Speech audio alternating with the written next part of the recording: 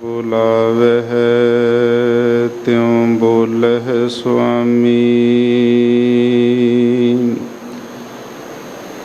कुदरत कवन हमारी,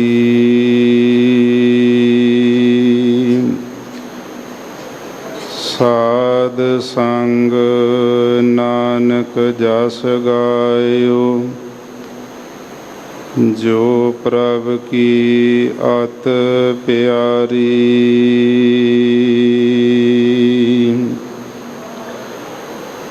ज्ञान ध्यान किश कर्म न जाना। सार न जाना तेरी, सभ ते वड्डा सतगुर नानक। जिन कल राखी मेरी, सज्जन सच्चा पातशाह। सिर साहांदे साहु, जिस पास बैठिया सोहीए। सबना दा विसाहु। सतनाम श्री वाहिगुरु साहिब जी। तनासरी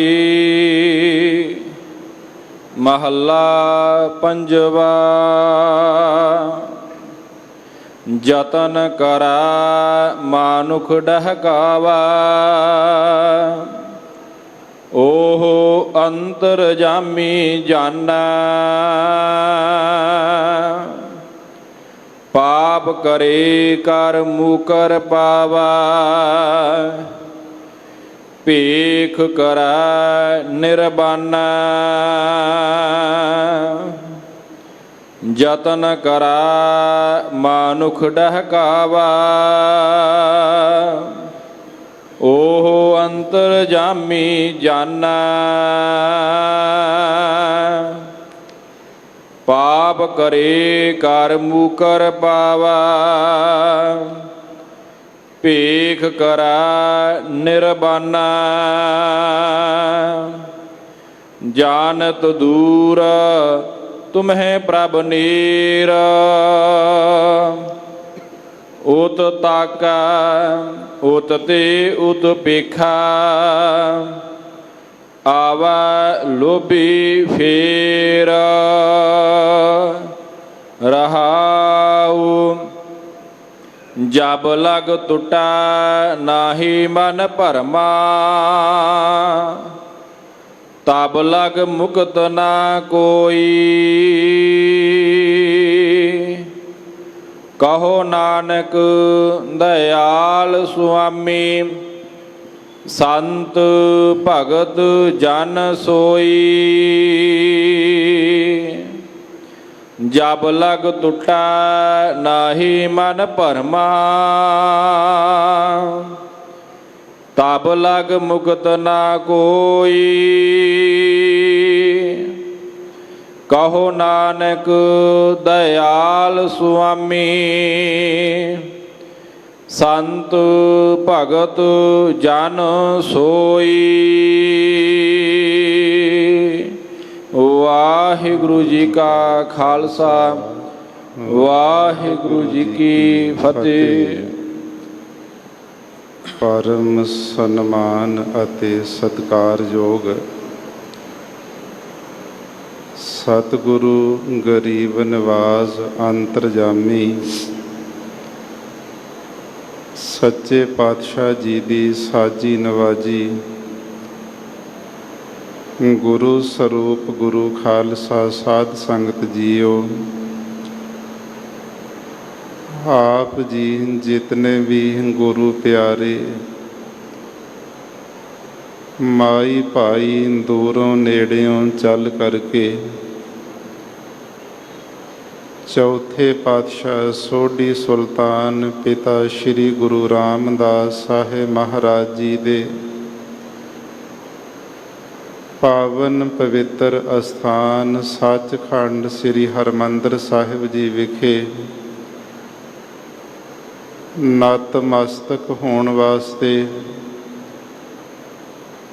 ਅਤੇ ਅੰਮ੍ਰਿਤ ਸਰੋਵਰ ਦੇ ਇਸ਼ਨਾਨ ਕਰਨ ਦੇ ਲਈ ਬੜੇ ਪਿਆਰ ਸਤਿਕਾਰ ਦੇ ਨਾਲ ਇਕੱਤਰ ਹੋਏ ਹੋ। ਅੰਮ੍ਰਿਤ ਵੇਲੇ ਸੱਚਖੰਡ ਸ੍ਰੀ ਹਰਿਮੰਦਰ ਸਾਹਿਬ ਜੀ ਵਿਖੇ ਧੰਨ ਸ੍ਰੀ ਗੁਰੂ ਗ੍ਰੰਥ ਸਾਹਿਬ ਮਹਾਰਾਜ ਸੱਚੇ ਪਾਤਸ਼ਾਹ ਜੀ ਨੇ ਪ੍ਰਕਾਸ਼ਵਾਨ ਹੋ ਕਰਕੇ ਜਿੱਥੇ ਸਮੁੱਚੀ ਕਾਇਨਾਤ ਨੂੰ ਸੁੰਦਰ ਦਰਸ਼ਨ ਦੀਦਾਰ ਸਤਿਗੁਰੂ ਨੇ ਬਖਸ਼ਿਸ਼ ਕੀਤੇ ਹਨ, ਉੱਥੇ ਸਮੁੱਚੀ ਮਾਨਵਤਾ ਦੀ ਕਲਿਆਣ ਅਰਥੇ ਪਾਵਨ ਸ੍ਰੀ ਮੁਖ ਵਾਕ ਹੁਕਮਨਾਮਾ ਸਾਹਿਬ ਜੀ ਦੀ ਸਾਨੂੰ ਸਤਿਗੁਰੂ ਜੀ ਨੇ ਬਖਸ਼ਿਸ਼ ਕੀਤੀ ਹੈ। ਅਸਥਾਨਾਂ ਦੀ ਨਿਤ ਮਰਿਆਦਾ ਦੇ ਮੁਤਾਬਕ ਸੱਚਖੰਡ ਸ੍ਰੀ ਹਰਿਮੰਦਰ ਸਾਹਿਬ ਜੀ ਤੋਂ ਆਏ ਹੋਏ ਪਾਵਨ ਸ੍ਰੀ ਮੁਖ ਵਾਕ ਦੀ ਕਥਾ ਵਿਚਾਰ ਆਪਾਂ ਸਾਰੇ ਸੰਗਤੀ ਰੂਪ ਦੇ ਵਿੱਚ ਗੁਰਦੁਆਰਾ ਸ੍ਰੀ ਮੰਜੀ ਸਾਹਿਬ ਦੀਵਾਨ ਹਾਲ ਵਿਖੇ ਇਕੱਤਰ ਹੋ ਕਰਕੇ ਸ਼ਰਵਣ ਕਰਦੇ ਹਾਂ। ਸੋ ਅੱਜ ਦਾ ਜੋ ਪਾਵਨ ਸ੍ਰੀ ਮੁਖ ਵਾਕ ਸਤਿਗੁਰੂ ਪਾਤਸ਼ਾਹ ਜੀ ਨੇ ਸਾਨੂੰ ਬਖਸ਼ਿਸ਼ ਕੀਤਾ ਹੈ, ਆਓ ਕੁਝ ਸਮੇਂ ਵਾਸਤੇ ਆਪਣੀਆਂ ਮਨ ਬਿਰਤੀਆਂ ਨੂੰ ਇਕਾਗਰ ਕਰਦੇ ਹੋਏ ਪਿਆਰ ਸਤਿਕਾਰ ਦੇ ਨਾਲ ਸ਼ਰਵਣ ਕਰਨਾ ਕਰੀਏ ਜੀ। ਸਤਨਾਮ ਸ੍ਰੀ ਵਾਹਿਗੁਰੂ ਸਾਹਿਬ ਜੀ। ਧਨਾਸਰੀ ਮਹੱਲਾ ਪੰਜਵਾ। ਧਨਾਸਰੀ ਰਾਗਣੀ ਦੇ ਅੰਦਰ ਪੰਜਵੇਂ ਪਾਤਸ਼ਾਹ ਧੰਨ ਸ੍ਰੀ ਗੁਰੂ ਅਰਜਨ ਦੇਵ ਸਾਹਿਬ ਮਹਾਰਾਜ ਜੀ ਦਾ ਉਚਾਰਨ ਕੀਤਾ ਹੋਇਆ ਇਹ ਪਾਵਨ ਪਵਿੱਤਰ ਸ਼ਬਦ ਹੈ। ਜਿਸ ਗੁਰਬਾਣੀ ਦੇ ਪਾਵਨ ਸ਼ਬਦ ਨੂੰ ਧੰਨ ਸ੍ਰੀ ਗੁਰੂ ਗ੍ਰੰਥ ਸਾਹਿਬ ਮਹਾਰਾਜ ਜੀ ਦੇ ਨਵੀਨ ਸਵਰੂਪਾਂ ਦੇ ਉੱਪਰ 680 ਅੰਗ ਤੇ ਸਥਾਨ ਪ੍ਰਾਪਤ ਹੈ। ਇਸ ਪਾਵਨ ਸ਼ਬਦ ਦੇ ਅੰਦਰ ਸਤਿਗੁਰੂ ਪਾਤਸ਼ਾਹ ਜੀ ਬਖਸ਼ਿਸ਼ ਕਰਦੇ ਹਨ। ਯਤਨ ਕਰਾ ਮਾਨੁਖ ਡਹਕਾਵਾ। ਸਤਿਗੁਰੂ ਗੁਰੂ ਅਰਜਨ ਦੇਵ ਸਾਹਿਬ ਮਹਾਰਾਜ ਨੇ ਇਸ ਪਾਵਨ ਸ਼ਬਦ ਦੇ ਅੰਦਰ ਜਿਹੜੇ ਜੀਵ ਪਰਮਾਤਮਾ ਵਾਹਿਗੁਰੂ ਨੂੰ ਦੂਰ ਜਾਣ ਕਰਕੇ ਬੁਰੇ ਕਰਮਾਂ ਦੇ ਅੰਦਰ ਕੁਕਰਮਾਂ ਦੇ ਵਿੱਚ ਖਾਚਿਤ ਹੋਏ ਨੇ, ਉਹਨਾਂ ਨੂੰ ਸਿੱਖਿਆ ਦਿੱਤੀ ਹੈ ਕਿ ਐ ਜੀਵ ਪਰਮਾਤਮਾ ਵਾਹਿਗੁਰੂ ਤਾਂ ਬਹੁਤ ਤੇਰੇ ਨੇੜੇ ਤੋਂ ਨੇੜੇ ਹੈ। ਬੰਦਾ ਪਾਪ ਕਰਮ ਕਦੋਂ ਕਰਦਾ ਹੈ? ਜਦੋਂ ਪਰਮਾਤਮਾ ਨੂੰ ਦੂਰ ਜਾਣੇਗਾ। ਕਿ ਪਰਮੇਸ਼ਰ ਕਿਹੜਾ ਦੇਖਦਾ ਹੈ, ਪਰਮਾਤਮਾ ਨੂੰ ਕਿਹੜਾ ਪਤਾ ਲੱਗਣਾ। ਜਦੋਂ ਪਰਮਾਤਮਾ ਨੂੰ ਦੂਰ ਜਾਣਦਾ ਤੇ ਫਿਰ ਬੁਰੇ ਕਰਮਾਂ ਦੇ ਅੰਦਰ ਜੀਵ ਖਾਚਿਤ ਹੋ ਜਾਂਦਾ, ਕੁਕਰਮਾਂ ਦੇ ਵਿੱਚ ਗਲਤਾਨ ਹੋ ਜਾਂਦਾ। ਸਤਿਗੁਰੂ ਸਾਨੂੰ ਸਿੱਖਿਆ ਦਿੰਦੇ ਨੇ, ਗਰੀਬ ਨਵਾਜ ਗੁਰੂ ਅਰਜਨ ਦੇਵ ਸਾਹਿਬ ਉਚਾਰਦੇ ਨੇ, ਯਤਨ ਕਰੈ ਮਾਨੁਖ ਡਹਕਾਵੇ। ਇਹ ਜਿਹੜਾ ਜੀਵ ਹੈ ਪਰਮਾਤਮਾ ਨੂੰ ਦੂਰ ਜਾਣ ਕਰਕੇ ਮਾਇਆ ਦੀ ਪ੍ਰਾਪਤੀ ਦੇ ਵਾਸਤੇ ਬਹੁਤ ਸਾਰੇ ਜਿਹੜੇ ਯਤਨ ਢੰਗ ਤਰੀਕੇ ਕਰਦਾ ਹੈ। ਫਿਰ ਉਹਨਾਂ ਵਿਕਾਰਾਂ ਨੂੰ ਭੋਗਣ ਦੇ ਵਾਸਤੇ ਉਹਨਾਂ ਵਿੱਚ ਖਾਚਿਤ ਹੋਇਆ ਬਹੁਤ ਤਰ੍ਹਾਂ ਦੇ ਯਤਨ ਉੱਥੇ ਵੀ ਵਰਤਦਾ ਹੈ। ਤੇ ਫਿਰ ਸਾਧ ਸੰਗਤ ਜਦੋਂ ਇੰਨੇ ਯਤਨ ਕਰਦਾ ਹੈ ਤੇ ਉਹ ਜਿਹੜੇ ਵਿਸ਼ੇ ਰੂਪ ਨੇ, ਸਵਾ ਰੂਪ ਐਸੇ ਵਿਕਾਰ ਹਨ, ਉਹਨਾਂ ਦੇ ਵਿੱਚੋਂ ਵੀ ਕੁਝ ਪ੍ਰਾਪਤ ਨਹੀਂ ਹੁੰਦਾ। ਜਿਹੜੀ ਇਹ ਜੜ ਦੁੱਖ ਰੂਪ ਮਾਇਆ ਹੈ, ਚਾਹੇ ਜੜ ਰੂਪ ਹੈ ਤੇ ਚਾਹੇ ਚੇਤਨ ਰੂਪ ਹੈ, ਇਹਨਾਂ ਦੇ ਵਿੱਚੋਂ ਵੀ ਕੁਝ ਹਾਸਲ ਨਹੀਂ ਹੁੰਦਾ ਹੈ। ਯਤਨ ਬਹੁਤ ਕੀਤੇ ਜੀਵ ਨੇ। ਇਹ ਜਿਹੜਾ ਮਨੁੱਖ ਜੀਵ ਹੈ, ਡਹਿਕਾਵੇ ਦਾ ਅਰਥ ਬਹੁਤ ਸਾਰੇ ਜੀਵਾਂ ਨੂੰ ਭਰਮ ਦੇ ਵਿੱਚ ਪਾ ਦਿੰਦਾ। ਆਪ ਨੂੰ ਭਰਮ ਪਿਆ ਹੋਇਆ, ਜਿਹਦਾ ਆਪਣਾ ਭਰਮ ਚੁੱਕਿਆ ਗਿਆ, ਉਹ ਦੂਸਰੇ ਦਾ ਭਰਮ ਵੀ ਦੂਰ ਕਰ ਦੇਵੇਗਾ। ਜੀਵ ਇਸ ਪ੍ਰਕਾਰ ਲੋਕਾਂ ਨੂੰ ਡਹਿਕਾਵੇ ਦਾ ਅਰਥ ਭਰਮਾ ਕਰਕੇ ਤੇ ਇਸ ਜਿਹੜੀ ਮਾਇਆ ਦੀ ਪ੍ਰਾਪਤੀ ਦੇ ਵਾਸਤੇ ਬਹੁਤ ਸਾਰੇ ਜਿਹੜੇ ਯਤਨ ਕਰਦਾ ਹੈ, ਪਰੰਤੂ ਬਾਅਦ ਵਿੱਚ ਜਿਹੜਾ ਪੱਲੇ ਵਿੱਚ ਕੱਖ ਵੀ ਨਹੀਂ ਰਹਿੰਦਾ, ਨਾ ਵਿਕਾਰਾਂ ਵਿੱਚੋਂ ਕੁਝ ਹਾਸਲ ਹੁੰਦਾ, ਨਾ ਜਿਹੜੀ ਮਾਇਆ ਦੀ ਪ੍ਰਾਪਤੀ ਕਰਕੇ ਉਹਦੇ ਵਿੱਚੋਂ ਸਦੀਵ ਕਾਲ ਜਿਹੜਾ ਸੁੱਖ ਉਹ ਜੀਵ ਨੂੰ ਮਿਲਦਾ ਹੈ। ਇਹ ਮਨੁੱਖ ਬਹੁਤ ਤਰ੍ਹਾਂ ਦੇ ਭਰਮ ਦੇ ਵਿੱਚ ਪੈ ਕਰਕੇ ਲੋਕਾਂ ਨੂੰ ਵੀ ਭਰਮਾਈ ਜਾਂਦਾ, ਮਾਇਆ ਦੀ ਪ੍ਰਾਪਤੀ ਦੇ ਬਹੁਤ ਯਤਨ ਕਰਦਾ ਹੈ, ਵਿਕਾਰਾਂ ਨੂੰ ਭੋਗਣ ਦੇ ਬੜੇ ਯਤਨਾਂ ਦੇ ਵਿੱਚ ਲੱਗਿਆ ਹੋਇਆ। ਉਹ ਅੰਤਰਜਾਮੀ ਜਾਣੈ, ਪਰੰਤੂ ਉਹ ਜਿਹੜਾ ਅਕਾਲ ਪੁਰਖ ਪਰਮਾਤਮਾ ਵਾਹਿਗੁਰੂ ਅੰਦਰਲੀਆਂ ਜਾਮੀ ਜਾਣਦਾ ਹੈ। ਹਰ ਕਿਸੇ ਦੇ ਦਿਲ ਦੇ ਵਿੱਚ ਕੀ ਹੈ, ਜੀਵ ਦੇ ਅੰਦਰ, ਉਹ ਪਰਮਾਤਮਾ ਸਮਝਦਾ ਹੈ। ਇਸ ਲਈ ਉਹਨੂੰ ਅੰਤਰਜਾਮੀ ਕਹਿੰਦੇ ਨੇ ਕਿ ਅੰਦਰਲੀਆਂ ਸਮਝਣ ਵਾਲਾ, ਜਾਣਨ ਵਾਲਾ। ਘਟ ਘਟ ਕੇ ਅੰਤਰ ਕੀ ਜਾਣਤ, ਭਲੇ ਬੁਰੇ ਕੀ ਪੀਰ ਪਛਾਨਤ। ਉਹ ਅੰਦਰਲੀਆਂ ਜਾਣਨ ਵਾਲਾ ਪਰਮਾਤਮਾ ਵਾਹਿਗੁਰੂ ਤੇ ਤੇਰੇ ਸਾਰੇ ਕਰਮਾਂ ਨੂੰ ਜਾਣਦਾ ਹੈ ਤੇ ਸਮਝਦਾ ਹੈ, ਵੇਖਦਾ ਹੈ। ਤੇਰੇ ਜਿਹੜੇ ਨਹੀਂ ਬੋਲੇ ਹੋਏ ਬੋਲ ਹਾਲੇ ਅੰਦਰ ਪਏ, ਉਹਨਾਂ ਨੂੰ ਵੀ ਸੁਣਦਾ ਹੈ। ਪਰਮੇਸ਼ਰ ਪਰਮਾਤਮਾ ਵਾਹਿਗੁਰੂ ਅੰਦਰਲੀਆਂ ਜਾਣਨ ਵਾਲਾ, ਸਭ ਕੁਝ ਜਾਣਦਾ। ਪਰਮਾਤਮਾ ਤੋਂ ਕੁਝ ਲੁਕਾਇਆ ਨਹੀਂ ਜਾਵੇਗਾ। ਪਾਪ ਕਰੇ ਕਰਮੁ ਕਰ ਪਾਵੈ। ਜਿਹੜਾ ਇਹ ਜੀਵ ਹੈ, ਇਹ ਬਹੁਤ ਤਰ੍ਹਾਂ ਦੇ ਪਾਪ ਕਰਮਾਂ ਨੂੰ ਕਰਦਾ ਹੈ। ਵੈਸੇ ਤਾਂ ਵਿਦਵਾਨਾਂ ਨੇ ਦੋ ਤਰ੍ਹਾਂ ਦੇ ਪਾਪ ਮੰਨੇ ਨੇ, ਇੱਕ ਸਮਾਨ ਪਾਪ ਹੁੰਦੇ ਤੇ ਇੱਕ ਬੱਜਰ ਪਾਪ ਹਨ। ਸਮਾਨ ਪਾਪ ਜਿਹੜਾ ਕੋਈ ਕਿਸੇ ਦਾ ਬੁਰਾ ਚਿਤਵਣਾ ਜਾਂ ਕਿਸੇ ਦਾ ਕੋਈ ਬੁਰਾ ਕਰ ਦੇਣਾ, ਤੇ ਸਾਧ ਸੰਗਤ ਜਾਂ ਕੋਈ ਐਸਾ ਝੂਠ ਆਦਿਕ ਬੋਲਣਾ। ਇਤਿਹਾਸ ਦੇ ਅੰਦਰ ਬਚਨ ਆਉਂਦੇ ਨੇ, ਝੂਠ ਸਮਾਨ ਪਾਪ ਨਹੀਂ ਕੋਈ, ਨਹੀਂ ਝੂਠ ਤੇ ਸੁਭਗਤ ਹੋਈ। ਬੋਲੀਐ ਸੱਚ ਧਰਮ, ਝੂਠ ਨਾ ਬੋਲੀਐ, ਜੋ ਗੁਰ ਦੱਸੇ ਬਾਟ ਮੁਰੀਦਾਂ ਜੋਲੀਐ। ਜਿਹੜੇ ਐਸੇ ਇਹ ਸਮਾਨ ਪਾਪ ਹਨ, ਇਹ ਵੀ ਜੀਵ ਜਿਹੜਾ ਸੀ ਆਪਣਾ ਲੱਕ ਬੰਨ੍ਹ ਕੇ ਕਰੀ ਜਾਂਦਾ। ਦਿਨ ਚੜ੍ਹਦੇ ਤੋਂ ਲੈ ਕੇ ਸ਼ਾਮਾਂ ਰਾਤਰੀ ਦੇ ਤੱਕ ਪਾਪ ਸਮਾਨ ਵੀ ਕਰੀ ਜਾਂਦਾ। ਤੇ ਦੂਸਰੇ ਹੁੰਦੇ ਨੇ ਬੱਜਰ ਪਾਪ, ਜਿਹੜੇ ਗੁਰਬਾਣੀ ਦੇ ਅੰਦਰ ਸਤਿਗੁਰੂ ਨੇ 4 ਬੱਜਰ ਪਾਪ ਕਥਨ ਕੀਤੇ ਨੇ। ਬ੍ਰਾਹਮਣ ਕੈਲੀ ਘਾਤ ਕੰਜਕਾ ਅਣਚਾਰੀ ਕਾ ਧਾਨ। ਇਹ ਜਿਹੜੇ ਬੱਜਰ ਪਾਪ ਹਨ, ਉਹ ਵੀ ਕਰੀ ਜਾਂਦਾ। ਪਾਪ ਸਮਾਨ ਵੀ ਕੀਤੇ ਬੰਦੇ ਨੇ, ਪਾਪ ਬੱਜਰ ਵੀ ਕੀਤੇ ਨੇ। ਪਾਪ ਕਰਕੇ ਸਤਿਗੁਰੂ ਕਹਿੰਦੇ ਮੂਕਰ ਪਾਵੇ, ਫਿਰ ਮੁੱਕਰ ਪੈਂਦਾ ਹੈ। ਮੈਂ ਤਾਂ ਜੀ ਕੋਈ ਪਾਪ ਹੀ ਨਹੀਂ ਕੀਤਾ ਹੈ, ਆਪਣੀ ਜ਼ਿੰਦਗੀ ਵਿੱਚ ਇਹੋ ਜਿਹਾ ਪਾਪ ਹੋਇਆ ਹੀ ਨਹੀਂ ਮੇਰੇ ਕੋਲੋਂ, ਤੇ ਇਹ ਫਲ ਪਤਾ ਨਹੀਂ ਕਿਉਂ ਮੈਨੂੰ ਮਿਲ ਰਿਹਾ ਹੈ। ਜੀਵ ਨੇ ਸਮਾਨ ਤੇ ਜਿਹੜੇ ਬੱਜਰ ਪਾਪ ਕੀਤੇ ਨੇ, ਗੁਰੂ ਦੇ ਕੋਲੋਂ ਨਹੀਂ ਮੁਕਰਿਆ ਜਾ ਸਕਦਾ। ਪਰਮਾਤਮਾ ਵਾਹਿਗੁਰੂ ਦੇ ਕੋਲੋਂ ਕੁਝ ਨਹੀਂ ਛੁਪੇਗਾ, ਬੰਦਿਆਂ ਤੋਂ ਬੰਦਾ ਛੁਪਾ ਲਵੇਗਾ। ਵੱਡੀ ਸ਼ਕਤੀ ਵਾਲਾ ਛੋਟੇ ਸ਼ਕਤੀ ਵਾਲੇ ਤੋਂ ਛੁਪਾ ਲਵੇਗਾ। ਦੇਵਤਿਆਂ ਤੋਂ ਓਲੇ ਹੋ ਸਕਦਾ ਹੈ, ਦੇਵੀਆਂ ਤੋਂ ਓਲਾ ਹੋ ਸਕਦਾ। ਪਰਮਾਤਮਾ ਵਾਹਿਗੁਰੂ ਜਿਹੜਾ ਸਮੁੱਚੀ ਕਾਇਨਾਤ ਦਾ ਮਾਲਕ ਹੈ, ਦਿਲ ਦਿਲ ਦੇ ਅੰਦਰ ਸਮਾਇਆ ਹੋਇਆ, ਉਹਦੇ ਕੋਲੋਂ ਨਹੀਂ ਕਦੇ ਕੁਝ ਮੁਕਰਿਆ ਜਾ ਸਕਦਾ।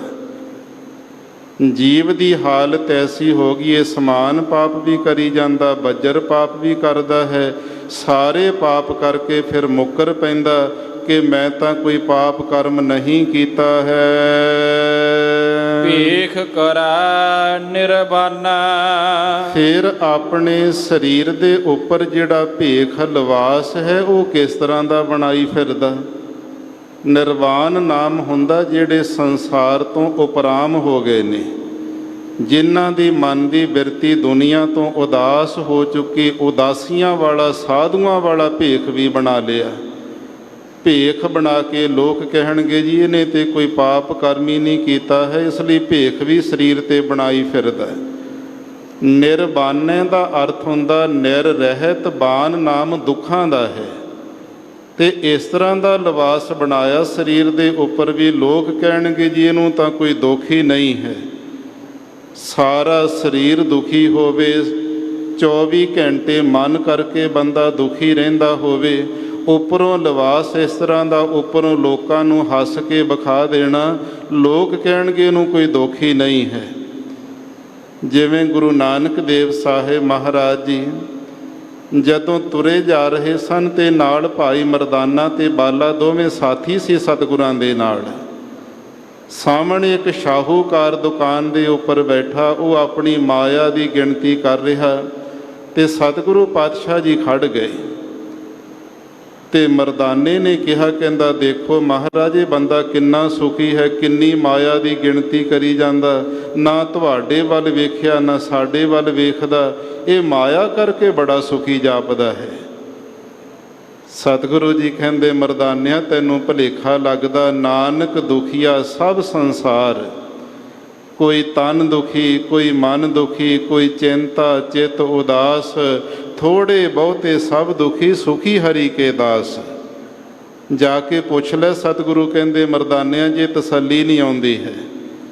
ਜਦੋਂ ਮਰਦਾਨਾ ਜੀ ਗਏ ਸ਼ਾਹੂਕਾਰ ਦੇ ਕੋਲ, ਕਹਿੰਦੇ ਸ਼ਾਹੂਕਾਰ ਜੀ ਮੈਂ ਗੁਰੂ ਨਾਨਕ ਸਾਹਿਬ ਜੀ ਨਾਲ ਉਦਾਸੀਆਂ ਕਰਕੇ ਬਹੁਤ ਜਿਹੜੀਆਂ ਸਥਾਨਾਂ 'ਤੇ ਘੁੰਮਿਆ, ਬੜੀਆਂ ਯਾਤਰਾ ਕੀਤੀਆਂ, ਬੜੇ ਲੋਕਾਂ ਨੂੰ ਵੇਖਿਆ, ਤੇ ਪਰੰਤੂ ਅੱਜ ਦੁਨੀਆ ਵਿੱਚ ਜੇ ਕੋਈ ਸੁਖੀ ਬੰਦਾ ਦੇਖਿਆ ਤੇ ਤੁਹਾਨੂੰ ਦੇਖਿਆ ਹੈ। ਤੁਹਾਨੂੰ ਕੋਈ ਦੁੱਖ ਨਹੀਂ ਲੱਗਦਾ, ਤੁਸੀਂ ਬੜੇ ਸੁਖੀ ਜਾਪਦੇ ਹੋ। ਬਸ ਇੰਨੇ ਕਹਿਣ ਦੀ ਦੇਰ ਸੀ, ਅੰਦਰਲਾ ਜਿਹੜਾ ਦੁੱਖ ਉਹਦੇ ਦਿਲ ਵਿੱਚ ਭਰਿਆ ਪਿਆ ਸੀ ਤੇ ਧਾਹਾਂ ਮਾਰ ਕੇ ਰੋਣ ਲੱਗ ਪਿਆ। ਕਹਿੰਦਾ ਫੱਕਰ ਲੋਕ, ਮੇਰੇ ਵਰਗਾ ਤੇ ਦੁਨੀਆ ਵਿੱਚ ਕੋਈ ਦੁਖੀ ਨਹੀਂ ਹੋਣਾ। ਕਿਹੜਾ ਦੁੱਖ ਲੱਗਿਆ? ਸਾਰਾ ਕਾਰਨ ਫਿਰ ਭਾਈ ਮਰਦਾਨਾ ਜੀ ਨੂੰ ਸ਼ਾਹੂਕਾਰ ਨੇ ਦੱਸਿਆ।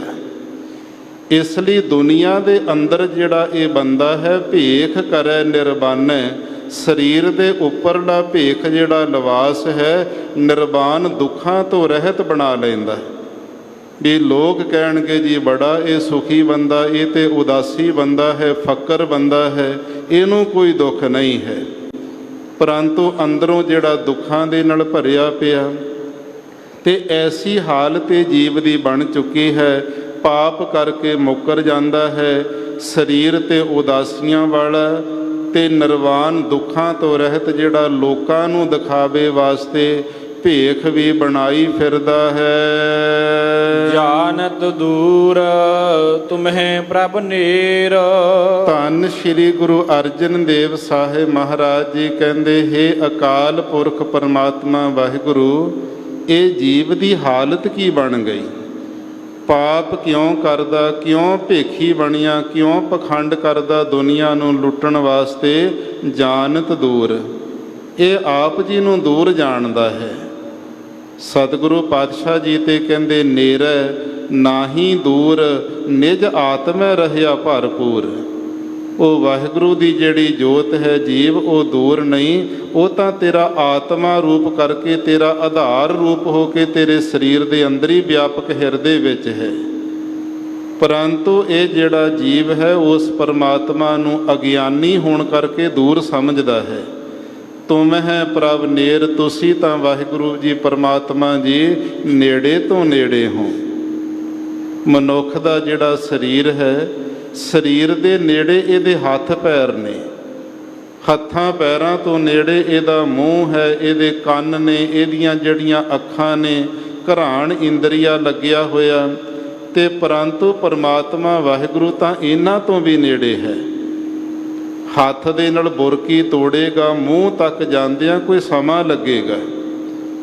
ਪਰਮੇਸ਼ਰ ਵਾਹਿਗੁਰੂ ਤਾਂ ਜਿਹੜਾ ਸਾਧ ਸੰਗਤ ਜੀ ਇਹਨਾਂ ਹੱਥਾਂ ਨੂੰ ਵੀ ਚਲਾਉਣ ਵਾਲਾ, ਪੈਰ ਵੀ ਉਹਦੀ ਜੋਤ ਨਾਲ ਚੱਲਦੇ ਨੇ, ਮੁੱਖ ਜ਼ੁਬਾਨ ਵੀ ਉਹਦੀ ਜਿਹੜੀ ਜੋਤ ਦੇ ਨਾਲ ਹੀ ਚੱਲਦੀ ਪਈ।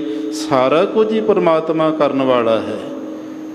ਇਸ ਲਈ ਉਹ ਪਰਮਾਤਮਾ ਤੁਮ ਹੈ ਪ੍ਰਭ ਨੇਰ, ਤੁਸੀਂ ਨੇੜੇ ਤੋਂ ਨੇੜੇ ਹੋ, ਆਤਮਾ ਰੂਪ ਕਰਕੇ ਸਭ ਦਾ ਆਧਾਰ ਹੋ। ਇਹ ਅਗਿਆਨੀ ਜੀਵ ਆਪ ਜੀ ਨੂੰ ਦੂਰ ਜਾਣਦੇ ਹਨ। ਉਤ ਤਾਕਾ ਉਤ ਤੇ ਉਤ ਪੇਖਾ। ਇਹ ਜੀਵ ਦੀ ਹਾਲਤ ਕੀ ਹੋ ਗਈ? ਸਤਿਗੁਰੂ ਪਾਤਸ਼ਾਹ ਕਹਿੰਦੇ ਜਦੋਂ ਕਿਸੇ ਵਿਅਕਤੀ ਦੇ ਕੋਲ ਜਾ ਕੇ ਖੜਦਾ ਹੈ, ਉਹਦੇ ਕੋਲੋਂ ਮਾਇਆ ਦੀਆਂ ਪਦਾਰਥਾਂ ਦੀਆਂ ਗੱਲਾਂ ਸੁਣਦਾ, ਉਹਦੇ ਕੋਲੋਂ ਸੁਣ ਕਰਕੇ ਉਤ ਤੇ ਉਤ ਪੇਖੈ। ਪਹਿਲਾਂ ਤਾਂ ਉਸ ਪਾਸੇ ਨੂੰ ਤੱਕਦਾ ਵੇਖਦਾ ਵੀ ਇੱਥੋਂ ਕੁਝ ਮਿਲ ਜਾਵੇਗਾ, ਤੇ ਜਦੋਂ ਉੱਥੇ ਜਾਂਦਾ ਉੱਥੋਂ ਕੁਝ ਨਹੀਂ ਮਿਲਦਾ, ਤੇ ਉੱਥੋਂ ਫਿਰ ਦੂਜੇ ਪਾਸੇ ਨੂੰ ਵੇਖਣਾ ਸ਼ੁਰੂ ਕਰ ਦਿੰਦਾ। ਤੇ ਇਹ ਐਸੇ ਲੋਭੀ ਬੰਦੇ ਦੀ ਹਾਲਤ ਹੋ ਚੁੱਕੀ ਹੈ। ਸਤਿਗੁਰੂ ਪਾਤਸ਼ਾਹ ਜੀ ਕਹਿੰਦੇ ਇੱਕ ਬੰਦੇ ਤੋਂ ਸੁਣਦਾ ਵੀ ਪੱਛੋਂ ਦੇ ਇਲਾਕੇ ਵਿੱਚ ਜਾਵੇਂਗਾ ਤੇ ਬੜਾ ਤੈਨੂੰ ਧਨ ਮਿਲ ਜਾਵੇਗਾ। ਉੱਥੇ ਵੀ ਚਲਿਆ ਗਿਆ, ਉੱਥੋਂ ਵੀ ਬੰਦਾ ਖਾਲੀ ਆ ਗਿਆ। ਬਿਨ ਕਰਮਾਂ ਕਿਛ ਪਾਈਐ ਨਾਹੀ, ਜੇ ਬਹੁ ਤੇਰਾ ਧਾਵੈ। ਕਰਮਾਂ ਤੋਂ ਬਿਨਾਂ ਪੱਲੇ ਕੱਖ ਵੀ ਨਹੀਂ ਪੈਂਦਾ ਹੈ। ਪੱਛੋਂ ਦੇ ਇਲਾਕੇ ਵਿੱਚੋਂ ਸੁਣਿਆ ਕਿ ਉੱਤਰ ਦੀ ਦਿਸ਼ਾ ਦੇ ਵੱਲ ਬੜਾ ਖਜ਼ਾਨਾ ਦੱਬਿਆ, ਉੱਥੋਂ ਮਿਲ ਜਾਵੇਗਾ। ਉਧਰ ਚਲਿਆ ਗਿਆ ਤੇ ਉੱਥੋਂ ਵੀ ਖਾਲੀ। ਫਿਰ ਪੂਰਬ ਦੇ ਇਲਾਕੇ ਦਾ ਪਤਾ ਲੱਗਿਆ, ਉੱਥੋਂ ਵੀ ਖਾਲੀ ਆ ਗਿਆ। ਦੱਖਣ ਦਾ ਇਲਾਕਾ ਉਧਰ ਵੀ ਚਲਿਆ ਗਿਆ, ਉੱਥੋਂ ਵੀ ਖਾਲੀ ਆ ਗਿਆ। ਉਤ ਤਾਕੈ ਉਤ ਤੇ ਉਤ ਪੇਖੈ। ਉਧਰੋਂ ਉਧਰ ਨੂੰ ਤੱਕਦਾ ਵੇਖਦਾ ਹੈ, ਤੇ ਉੱਥੇ ਜਾ ਕਰਕੇ ਉਧਰ ਦੂਸਰੇ ਪਾਸੇ ਨੂੰ ਵੇਖੀ ਜਾਂਦਾ। ਇਹ ਜੀਵ ਦੀ ਹਾਲਤ ਸਤਿਗੁਰੂ ਜੀ ਕਹਿੰਦੇ ਬਣ ਚੁੱਕੀ ਹੈ। ਆਵੈ ਲੋਭੀ ਫੇਰ। ਇਹ ਜਿਹੜਾ ਲੋਭੀ ਲਾਲਚੀ ਬੰਦਾ ਹੈ, ਪਦਾਰਥਾਂ ਨੂੰ ਖਾਣ ਦਾ ਲੋਭ ਹੁੰਦਾ ਤੇ ਪਦਾਰਥਾਂ ਨੂੰ ਇਕੱਠੇ ਕਰਨ ਦਾ ਲਾਲਚ ਹੁੰਦਾ ਹੈ। ਦੋਵੇਂ ਜੀਵ ਦੇ ਅੰਦਰ ਵਸੇ ਨੇ। ਲਾਲਚੀ ਵੀ ਬੇਹੱਦ ਬਣਿਆ ਤੇ ਲੋਭੀ ਵੀ ਬੇਹੱਦ ਹੈ। ਆਵੇ ਫੇਰ, ਫੇਰ ਦਾ ਅਰਥ ਹੁੰਦਾ ਮੁੜ ਕਰਕੇ ਖਾਲੀ ਹੱਥ ਜਿੱਥੋਂ ਗਿਆ ਸੀ ਉੱਥੇ ਹੀ ਬੰਦਾ ਆ ਜਾਂਦਾ ਹੈ। ਇਉਂ ਜਿਹੜੇ ਇਹ ਲੋਭੀ ਜੀਵ ਹਨ, ਇਹ ਸਤਿਗੁਰੂ ਪਾਤਸ਼ਾਹ ਮਹਾਰਾਜ ਕਹਿੰਦੇ ਇਹਨਾਂ ਜੀਵਾਂ ਨੂੰ ਫੇਰ ਦਾ ਅਰਥ ਹੈ ਮੁੜ ਮੁੜ ਕਰਕੇ 84 ਲੱਖ ਜੂਨਾਂ ਵਿੱਚ ਆਉਣਾ ਪੈਂਦਾ ਹੈ। ਚਾਰ ਜਿਹੜੀਆਂ ਖਾਣੀਆਂ ਦੇ ਵਿੱਚ ਇਹ ਜੀਵ ਬਾਰ-ਬਾਰ ਘੁੰਮਦੇ ਨੇ, ਅੰਡਜ, ਜੇਰਜ, ਸੇਤਜ ਤੇ ਉਤਭੁਜ। ਇਹ ਚਾਰ ਖਾਣੀਆਂ ਚੋਂ ਦੁਨੀਆ ਪੈਦਾ ਹੋਈ ਸਾਰੀ। ਅੰਡਜ ਨਾਮ ਜਿਹੜੇ ਅੰਡਿਆਂ ਚੋਂ ਜਨਮ ਲੈਂਦੇ, ਜਿਵੇਂ ਪੰਛੀਆਂ ਦੇ ਬੱਚੇ ਅੰਡਿਆਂ ਚੋਂ ਪੈਦਾ ਹੁੰਦੇ। ਜੇਰਜ, ਜੇਰ ਦੇ ਵਿੱਚੋਂ ਮਨੁੱਖ ਤੇ ਪਸ਼ੂਆਂ ਦੀਆਂ ਜੂਨਾਂ ਆ ਜਾਂਦੀਆਂ। ਸੇਤਜ ਨਾਮ ਹੈ ਮੁੜ ਕੇ ਪਸੀਨੇ ਵਿੱਚੋਂ ਜਿਹੜੀਆਂ ਧੱਖਾਂ, ਜੂਆਂ ਤੇ ਜਿਹੜੀਆਂ ਲੀਖਾਂ ਪੈਦਾ ਹੋ ਜਾਂਦੀਆਂ। ਇਸੇ ਤਰ੍ਹਾਂ ਜਿਹੜਾ ਉਤਭੁਜ ਨਾਮ ਹੈ, ਇਹ ਧਰਤੀ ਮਿੱਟੀ ਵਿੱਚੋਂ ਜਿੰਨੀ ਬਨਸਪਤੀ ਪੈਦਾ ਹੁੰਦੀ। ਚਾਰ ਹੀ ਖਾਣੀਆਂ ਨੇ, ਚਾਰੇ ਖਾਣੀਆਂ ਚੋਂ ਸਾਰੀ ਸ੍ਰਿਸ਼ਟੀ ਪਰਮਾਤਮਾ ਨੇ ਬਣਾਈ ਹੈ। ਇਹ ਜਿਹੜਾ ਜੀਵ ਹੈ ਲੋਭ ਦੇ ਅਧੀਨ ਹੋ ਕਰਕੇ ਬਾਰ-ਬਾਰ ਚਾਰੇ ਖਾਣੀਆਂ ਵਿੱਚ ਆਉਣਾ ਪੈਂਦਾ। ਇਸ ਨੂੰ 84 ਲੱਖ ਜੂਨਾਂ ਦੇ ਵਿੱਚ ਆਉਣਾ ਪੈਂਦਾ ਹੈ। ਰਹਾਉ। ਵਿਸਰਾਮ ਦੇ ਕੇ ਸਤਿਗੁਰੂ ਪਾਤਸ਼ਾਹ ਉਚਾਰਨ ਕਰਦੇ ਹਨ। ਜਬ ਲਗ ਟੁੱਟਾ ਨਾਹੀ ਮਨ ਭਰਮਾ। ਜੀਵ ਦੇ ਹਿਰਦੇ ਦੇ ਅੰਦਰ ਜਿਹੜਾ ਸੀ ਸਾਧ ਸੰਗਤ ਜੀ 5 ਤਰ੍ਹਾਂ ਦਾ ਭਰਮ ਪਿਆ ਹੋਇਆ ਹੈ। ਇਹ ਭਰਮ ਜਿੰਨੀ ਦੇਰ ਤੱਕ ਮਨ ਦੇ ਵਿੱਚੋਂ ਟੁੱਟਦਾ ਨਹੀਂ, ਦੂਰ ਨਹੀਂ ਹੁੰਦਾ। ਟੁੱਟਦਾ ਕਿਉਂ ਨਹੀਂ? ਗੁਰੂ ਕੋਲ ਜਾਂਦਾ ਨਹੀਂ ਹੈ। ਭਰਮ ਕੇ ਪਰਦੇ ਸਤਿਗੁਰ ਖੋਲੇ। ਗੁਰੂ ਸਾਹਿਬ ਨੇ ਭਰਮ ਚੁੱਕਣਾ ਸੀ, ਗੁਰੂ ਦੀ ਸਿੱਖਿਆ ਨਹੀਂ ਲਈ, ਗੁਰੂ ਵਾਲਾ ਬਣਿਆ ਨਹੀਂ, ਗੁਰੂ ਦਾ ਉਪਦੇਸ਼ ਲੈ ਕੇ ਉਹਨੂੰ ਕਮਾਉਣਾ ਨਹੀਂ ਕੀਤਾ ਹੈ।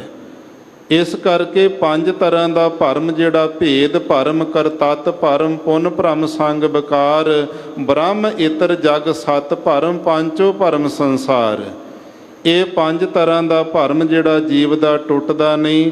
ਜਿੰਨੀ ਦੇਰ ਮਨ ਦਾ ਭਰਮ ਚੁੱਕਿਆ ਨਹੀਂ ਜਾਵੇਗਾ, ਟੁੱਟੇਗਾ ਨਹੀਂ। ਤਬ ਲਗ ਮੁਕਤ ਨਾ ਕੋਈ। ਸਤਿਗੁਰੂ ਪਾਤਸ਼ਾਹ ਜੀ ਕਹਿੰਦੇ ਕੋਈ ਵੀ ਕਿਉਂ ਨਾ ਹੋਵੇ, ਕੋਈ ਆਪਣੇ ਆਪ ਨੂੰ ਸਿੱਖ ਕਹੀ ਜਾਵੇ, ਕੋਈ ਆਪਣੇ ਆਪ ਨੂੰ ਭਗਤ ਕਹੀ ਜਾਵੇ, ਕੋਈ ਆਪਣੇ ਆਪ ਨੂੰ ਬ੍ਰਹਮ ਗਿਆਨੀ ਕਹੀ ਜਾਵੇ, ਜਿੰਨੀ ਦੇਰ ਗੁਰੂ ਦੀ ਕਿਰਪਾ ਨਾਲ ਮਨ ਦਾ 5 ਤਰ੍ਹਾਂ ਦਾ ਭਰਮ ਨਹੀਂ ਟੁੱਟਦਾ, ਓਨੀ ਦੇਰ ਭਾਈ ਕੋਈ ਵੀ ਵਿਅਕਤੀ ਮਨੁੱਖ ਮੁਕਤ ਨਹੀਂ ਹੁੰਦਾ, ਉਹਦੇ ਬੰਧਨ ਨਹੀਂ ਟੁੱਟਦੇ ਹਨ। ਕਹੋ ਨਾਨਕ ਦਇਆਲ ਸੁਆਮੀ। ਧੰਨ ਸ੍ਰੀ ਗੁਰੂ ਅਰਜਨ ਦੇਵ ਸਾਹਿਬ ਮਹਾਰਾਜ ਉਚਾਰਨ ਕਰਦੇ ਹਨ ਕਿ ਜਿਹੜਾ ਦਇਆ ਦਾ ਘਰ ਅਕਾਲ ਪੁਰਖ ਪਰਮਾਤਮਾ ਵਾਹਿਗੁਰੂ ਹੈ, ਉਹ ਸੁਆਮੀ ਸਰਬ ਜੀਆਂ ਦਾ ਮਾਲਕ ਹੈ। ਜਿੰਨੇ ਜੀਵ ਪਰਮਾਤਮਾ ਨੇ ਪੈਦਾ ਕੀਤੇ, ਸਾਰਿਆਂ ਦਾ ਮਾਲਕ ਉਹ ਪਰਮੇਸ਼ਰ ਆਪ ਬਣਿਆ ਹੋਇਆ। ਸੰਤ ਭਗਤ ਜਨ ਸੋਈ। ਜਿਸ ਜੀਵ ਦੇ ਉੱਪਰ ਪਰਮਾਤਮਾ ਨੇ ਉਸ ਦੁਨੀਆ ਦੇ ਮਾਲਕ ਨੇ ਕਿਰਪਾ ਕਰ ਦਿੱਤੀ, ਉਹੀ ਭਾਈ ਅਸਲ ਵਿੱਚ ਸੰਤ ਹੈ। ਸੰਤ ਹੁੰਦਾ ਜਿਹੜਾ ਪਰਮੇਸ਼ਰ ਵਾਹਿਗੁਰੂ ਦਾ ਸਵਾਸ ਸਿਮਰਨ ਕਰੇ, ਪਰਮਾਤਮਾ ਦੀ ਜਿਹਦੇ ਤੇ ਦਿਆਲਤਾ ਹੋ ਜਾਵੇ, ਉਹ ਅਸਲ ਵਿੱਚ ਸੰਤ ਹੈ। ਭਗਤ ਹੁੰਦਾ ਜਿਹਨੇ ਪਰਮੇਸ਼ਰ ਦੀ ਭਗਤੀ ਕਰਕੇ ਅੰਦਰੋਂ ਭੈ ਜਿਹੜਾ ਡਰ ਸੀ ਗਤ ਨਾਸ ਕਰ ਲਿਆ, ਜੰਮਣ ਮਰਨ ਦਾ ਡਰ ਜਿਹਦਾ ਚੁੱਕਿਆ ਗਿਆ।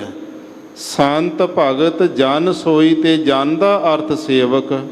ਉਹੀ ਪਰਮਾਤਮਾ ਦਾ ਸੇਵਕ ਹੈ, ਉਹੀ ਪਰਮਾਤਮਾ ਦੀ ਭਗਤੀ ਕਰਨ ਵਾਲਾ ਭਗਤ ਹੈ, ਉਹੀ ਪਰਮਾਤਮਾ ਵਾਹਿਗੁਰੂ ਦਾ ਸਿਮਰਨ ਕਰਨ ਵਾਲਾ ਸੰਤ ਹੈ, ਜਿਹਦੇ ਉੱਤੇ ਪਰਮਾਤਮਾ ਵਾਹਿਗੁਰੂ ਨੇ ਕਿਰਪਾ ਕਰ ਦਿੱਤੀ ਹੈ। ਇਹ ਧੰਨ ਪਿਤਾ ਸ੍ਰੀ ਗੁਰੂ ਅਰਜਨ ਦੇਵ ਸਾਹਿਬ ਮਹਾਰਾਜ ਜੀ ਨੇ ਅੰਮ੍ਰਿਤ ਵੇਲੇ ਪਾਵਨ ਸ੍ਰੀ ਮੁਖ ਵਾਕ ਸਾਨੂੰ ਬਖਸ਼ਿਸ਼ ਕੀਤਾ ਹੈ। ਸੋ ਆਓ ਹੁਣ ਸਾਧ ਸੰਗਤ ਜੋ ਲੜੀਵਾਰ ਪਾਵਨ ਪਵਿੱਤਰ ਸਥਾਨਾਂ 'ਤੇ ਗੁਰਬਾਣੀ ਦੀ ਕਥਾ ਵਿਚਾਰ ਚੱਲ ਰਹੀ ਹੈ, ਕੁਝ ਸਮੇਂ ਵਾਸਤੇ ਰਲ ਮਿਲ ਕੇ ਸ਼ਰਵਣ ਕਰੀਏ ਜੀ। ਰਾਮ ਕਲੀ ਕੀ ਵਾਰ ਰਾਏ ਬਲਵੰਡ ਤਥਾ ਸਤੈ ਡੂਮ ਆਖੀ। ਧੰਨ ਸ੍ਰੀ ਗੁਰੂ ਅਰਜਨ ਦੇਵ ਸਾਹਿਬ ਮਹਾਰਾਜ ਸੱਚੇ ਪਾਤਸ਼ਾਹ ਜੀ ਨੇ ਇਹ ਜਿਹੜੀ ਰਾਮ ਕਲੀ ਦੀ ਵਾਰ, ਇਹ ਤੀਜੀ ਵਾਰ ਹੈ। ਤੀਸਰੀ ਵਾਰ ਸਤਿਗੁਰੂ ਜੀ ਨੇ ਇਹ ਗੁਰੂ ਗ੍ਰੰਥ ਸਾਹਿਬ ਜੀ ਦੇ ਅੰਦਰ ਜੋ ਦਰਜ ਕੀਤੀ ਹੈ, ਇਹ ਸੱਤੇ ਅਤੇ ਬਲਵੰਡ ਜਿਹੜੇ ਦੋਵੇਂ ਸਕੇ ਭਰਾ ਸਨ, ਇਹਨਾਂ ਨੇ ਉਚਾਰਨ ਕੀਤੀ ਸਤਿਗੁਰਾਂ ਦੇ ਸਾਹਮਣੇ। ਇਸ ਵਾਰ ਨੂੰ ਉਚਾਰਨ ਕਰਨ ਦਾ ਕਾਰਨ ਕੀ ਸੀ, ਉਹ ਥਾਨਕਾ ਕੀ ਹੈ ਇਸ ਵਾਰ ਦੀ?